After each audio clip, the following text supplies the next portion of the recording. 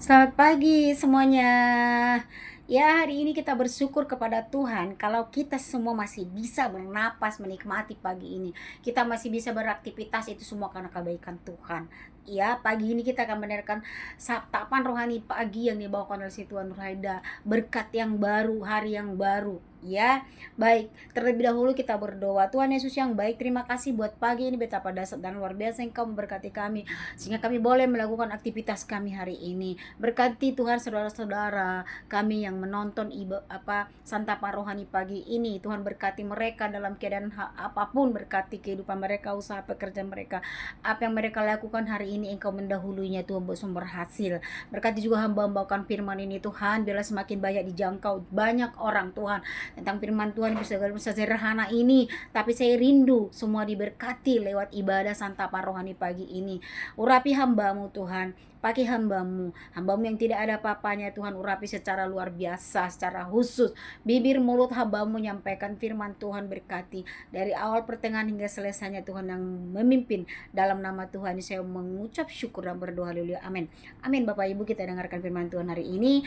Hari kemarin saya membawakan firman Tuhan tentang peran sebagai istri dalam rumah tangga. Saat ini saya akan bawakan firman Tuhan tentang peran seorang suami bagi rumah tangga. Jadi setimpal ya, imbang. Kemarin istri, sekarang suami, besok anak ya. Saya akan buat berseri dalam 1 minggu. Mulai hari Senin sampai hari Jumat saya membawakan santapan rohani pagi. Ya, firman Tuhan yang berbeda-beda yang bisa saya sampaikan, saya paparkan bagi kita semua. Tuhan memberkati, menguatkan kita sebagai ibu rumah tangga, sebagai anak, sebagai suami, apa peran kita di tengah-tengah keluarga. Oke. Ayat kuncinya adalah Yosua 24-5. Tetapi aku dan seisi rumahku kami akan beribadah. Tetapi aku dan seisi rumahku akan beribadah kepada Tuhan. Ya, saudara-saudara yang kasih, peran suami bukan hanya sebagai pencari nafkah. Suami dipanggil Tuhan menjadi imam, pemimpin, pelindung, dan teladan. Bukan hanya di dalam rumah tangga, tetapi juga di tengah lingkungan dan masyarakat, Bapak Ibu. Firman Tuhan berkata dalam Efesus 5-23, karena suami adalah kepala, istri sama seperti Kristus adalah kepala jemaat. Ya, Kristus sebagai kepala jemaat. Ya, kita seorang bapak sebagai kepala di tengah-tengah keluarga. Firman Tuhan berkata dalam Efesus 5:25, karena suami adalah kepala, istri sama seperti Kristus tadi kan adalah kepala jemaat. Artinya suami memikul tanggung jawab rohani yang besar. Kepemimpinan itu bukan untuk berkuasa, Bapak Ibu, tetapi untuk mengasihi bapak-bapak, melayani dan membangun. Peran pertama, suami sebagai imam di dalam keluarga. Imam berarti penghubung antara keluarga dengan Tuhan. Dalam perjanjian lama, Ayub mempersembahkan korban bagi anak-anaknya. Ayub 1-5 itu gambaran seorang ayah yang menjaga kehidupan rohani keluarganya. Ayub merasa anak-anakku ini melakukan suatu kesalahan. Ketika mereka mengadakan pesta, perjamuan, tahap di luar sana, dia selalu memberikan korban persembahan kepada Tuhan, ucapan syukurnya. Berdoa buat anak-anaknya supaya diampuni setiap dosa pelanggaran mereka. Seperti itu yang dilakukan Daud, sehingga Ayub, sehingga dia kambing dombanya itu yang tambun-tambun itu dipotong, dipersembahkannya kepada Tuhan. Itu zaman dulu. Ya, suami dipanggil untuk memimpin, Pak Ibu. Ya.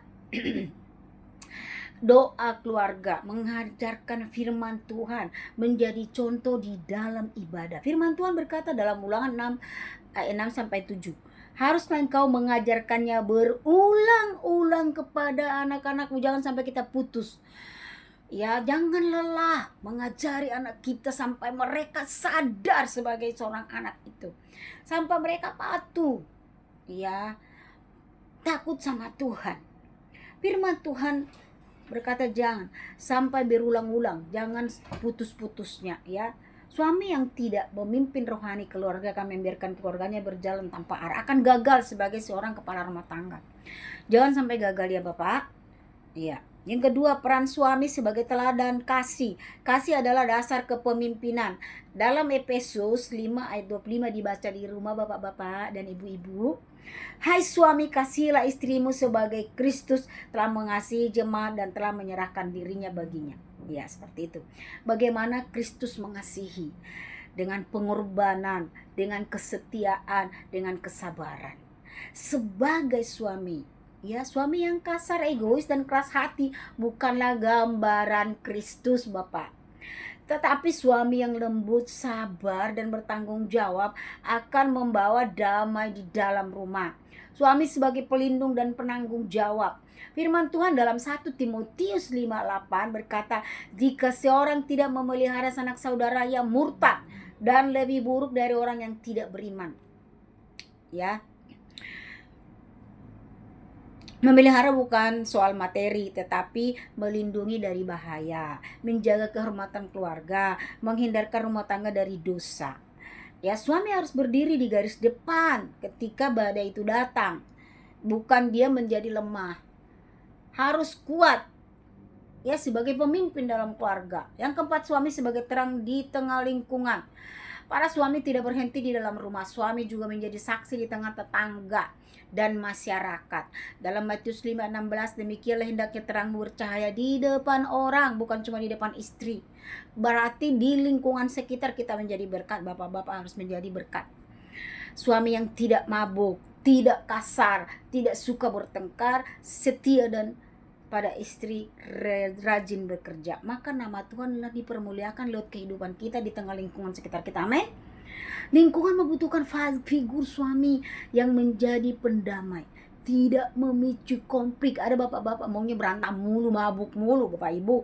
Mau menolong, menjadi contoh integritas, boro-boro menolong dirinya sendiri karena nggak bisa diurus. Ia mabuk setiap malam. Ada bapak ibu. Bahaya jika suami lalai. Jika suami lalai, anak kehilangan arah. Istri merasa tidak aman di rumah. Rumah tangga retak. Lingkungan kehilangan teladan seorang bapak. Dalam Hosea 4 ayat 6, umatku binasa karena tidak mengenal Allah. Lihat kehidupan kita, orang mengenal Allah, bapak ibu. Menjadi saksi. Keluarga bisa hancur bukan karena kekurangan uang, tetapi karena kurangnya kepemimpinan rohani. Ada orang-orang kaya, bapak ibu, berantakan terus, ribut terus, ya. Karena apa? Kehilangan kepemimpinan kerohanian, ya. Suami adalah tiang rumah tangga. Jika tiang kuat, rumah kokoh. Jika tiang rapuh, rumah goyah. Hancur semuanya. Tuhan mencari suami yang berkata, aku mau berubah, aku mau memimpin keluarga aku dan takut akan Tuhan. Ambil kembali peranmu sebagai imam di dalam satu keluarga, Bapak. Mulailah doa bersama istri dan anak. Tinggalkan kebiasaan buruk, main judi. Apalagi sekarang judi slot-slot itu, Bapak. Wow, jangan kalian dibohongi oleh mesin. Ya, kamu akan hancur sendiri. Capek kamu cari uang, kamu chat di HP, main slot, hancur semuanya. Hilang. Istrimu tidak akan makan, anak-anakmu tidak akan sekolah. Pikirkan itu. Jangan mau dibohongin mesin. Siapa yang mau melawan mesin? Orang bodoh. Ya, kalian sudah dibodohin sama iblis. Ingat, iblis itu datang, ular itu datang perlahan, tidak langsung menerkam, membawa kita pelan-pelan sampai kita terjerat. Itu maunya si iblis, Bapak Ibu. Hati-hati. Sebagai seorang bapak, hati-hati, matanya jangan terlalu jelalatan di luar sana. Iya. Jangan tunggu sempurna untuk memulai hari ini. Ya, jadilah teladan di tengah keluarga. Tinggalkanlah kebiasaan buruk ego, apalagi seorang bapak, egonya itu loh tidak bisa. Ada seorang bapak bawahannya ribut terus, bertengkar terus, dipukulin terus istrinya. Entah kenapa, giliran dulu I love you, kaulah segalanya, kaulah bulanku, kaulah segalanya, semuanya dia. Tapi setelah menikah, bapak ibu punya anak, kau paling jelek. Udah sekarang gendut, udah ini, bau dapur, gak pernah wangi-wangian. Bagaimana dia wangi-wangian ya bapak? Padahal bapak tidak ngasih uang parfum pada dia, tidak kasih uang skincare pada dia. Boro-boro beli skincare, kurang terus. Ya gajinya 5 juta dikerahkan 2 juta, 3 juta. Mana cukup Bapak Ibu. Kebanyakan Bapak melipat duit itu di kaos kakinya, disimpan di dompetnya, diselip-selipkan. Banyak Bapak Ibu. Supaya dia bisa main judi, supaya dia bisa minum-minuman di warung sana, supaya dia bisa beli ini beli itu. Tetapi untuk anak-anaknya tidak dipikirkan. Ada seorang bapak seperti itu, ada Bapak Ibu. Ya, tinggalkanlah kebiasaan buruk itu. Tinggalkan. Ambil kembali peranmu sebagai imam di tengah-tengah keluarga. Ya, kalau kamu minum, merokok, itu sama kau mengajarkan sesuatu kepada anakmu. Suatu saat ketika anakmu minum, kau marah-marah, itu bukan suatu teladan. Kenapa? Sudah kau contohkan kan? Kau juga minum, kau juga merokok. Nah, kita harus menuai apa yang sudah kita tanam. Jangan salah, giliran anak kita sudah besar minum kita marahin. Jangan. Ya, karena kau sudah menanamkan hal yang tidak baik, contoh yang tidak baik. Perlahan-lahan Bapak Ibu, kita harus melihat anak-anak kita pertumbuhannya bagaimana.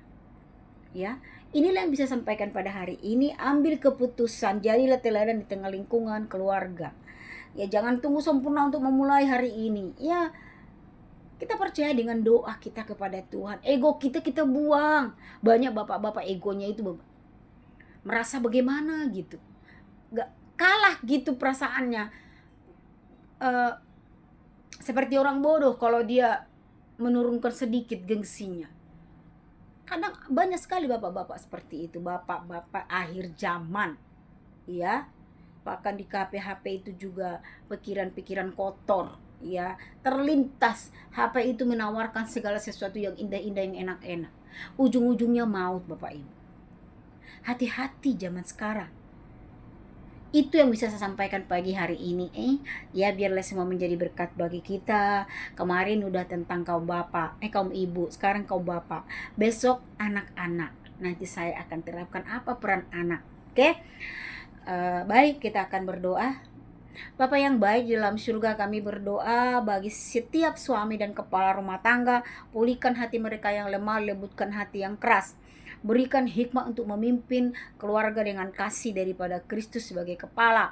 Tuhan, jadikan para suami sebagai imam yang setia, pelindung yang bertanggung jawab, dan terang di tengah masyarakat. Lindungi setiap keluarga dan perpecahan dan roh jahat yang ingin merusak rumah tangga. Bangkitkan suami-suami yang takut akan Tuhan. Di dalam nama Tuhan Yesus, kami yakin dan percaya perubahan terjadi di setiap keluarga jika mengandalkan Tuhan. Haleluya, haleluya, amin, amin. Bapak Ibu Saudara, terima kasih.